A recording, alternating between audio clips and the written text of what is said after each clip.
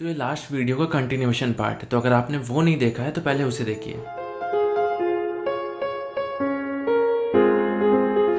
So after I dropped her that day, उसके बाद क्या हुआ ये बताता हूँ आज आपको।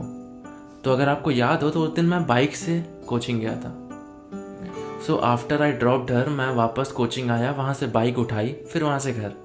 मैं बहुत खुश था उस दिन, और होता भी क्यों ना, क्योंकि उस आइसक्रीम पार्लर से लेके उसके घर तक के 100 मीटर के रास्ते में हमारा 7 बार बाय हुआ, और 7th वाला मेरा फेवरेट, क्योंकि उसने अपने घर की बालकनी से जो किया था। तो उसे याद कर मैंने शायद पहली बार कुछ लिखा था कि लगता है चांद ने आज फिर कहीं नूर बरसाया है, लगता है चांद ने आज फिर कहीं नूर बरसाया है, तभी पड़ोस के शाहनसी में आपका अक्स नजर आया है। मतलब चांद की रोशनी से आपकी परछाई पड़ोस के किसी छज्जे पे पड़ रही है, मतलब आप वहाँ पे खड़े हो। तो लगता है चांद ने आज फिर कहीं नूर बरसाया है, तभी पड़ोस के शाहनसी में आपका अक्स नज़र आया है, और करके दीदार आपका लगता है जैसे आज चांद खुद चकोर के पास आया है। तो चकोर एक ऐसा पक्षी होता है जो चांद को पाने के लिए बहुत ऊपर उड़ता है, पर चांद तो चांद है ना। तो उसके बाद एक दोस्त ने मुझसे एक दिन कहा कि यार तू कैसा सा है, अजीब सा, और वो कितनी सुंदर है। उसका बॉयफ्रेंड या आजकल वो होता है ना बंदा, तो होगा फॉर श्योर। लेकिन मेरे अंदर तो इतनी एक्सपेक्टेशन थी यार कि अब तो हमारी बात होने लगी है, मेरे पास तो उसका व्हाट्सएप वाला नंबर भी है, मैं तो इसी में खुश था। और मैं यही सोचता था कि यार अगर होता तो बताती क्यों ना, आखिर मुझसे क्यों ही छुपाएगी, मेरी तो अच्छी खासी अब दोस्ती हो गई है। फिर उसके बाद मेरे स्कूल का फेस्ट था जो काफ़ी बड़ा होता था। उस दिन दर्शन रावल आ रहा था, और मेरी उससे बात हुई थी कि वो भी आ रही है। एक वो दौर था जब मैं दर्शन के आने से ज़्यादा एक्साइटेड इस बात से था कि वो आ रही है। वो आई, थोड़ा लेट ही सही, पर वो आई।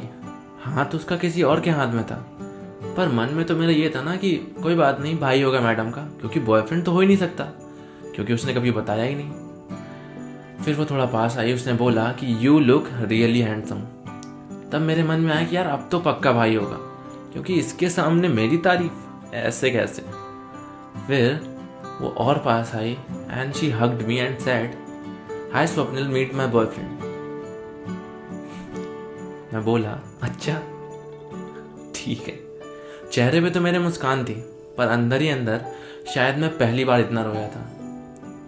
तो ये बात जब मैंने क्लास में बोली तो सब बिल्कुल शांत से हो गए। और ये वो क्लास है दोस्तों जिसके ब्रेक टाइम में मैं ये सब कहानी सुना रहा था। मतलब ये क्लास 11th है जिसके ब्रेक टाइम में मैं ये क्लास 9th वाला किस्सा सुना रहा था। फिर एक दोस्त ने बोला कि यार भाई इतना सब कुछ कर दिया, इतना सब कुछ बता दिया हमें, उसे बताया कभी कुछ? तो मैंने कहा उसे तो नहीं बताया। फिर वो बोलता है कि भाई क्यों? फिर इसे एक कोइंसिडेंस कहें या कुछ भी कि पूरे सेंटर की लाइट चली गई।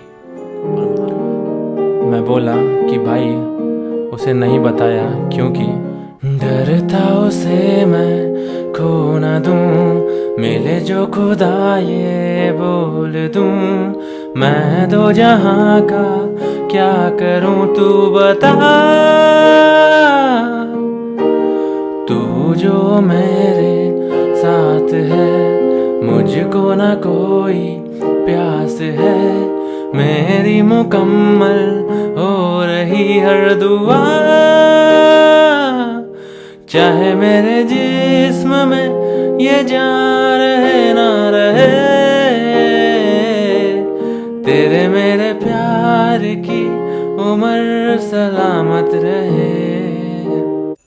फिर लाइट तो आई और साथ में फिजिक्स वाले सर भी, और उन्होंने आते ही सबसे पहले ये पूछा कि गाना कौन गा रहा था। सबने बिना किसी हिचकिचाहट के मेरा नाम बता दिया। फिर क्या था, उन्होंने फिजिक्स के न्यूमेरिकल से ज़्यादा मुझसे गाने सुने।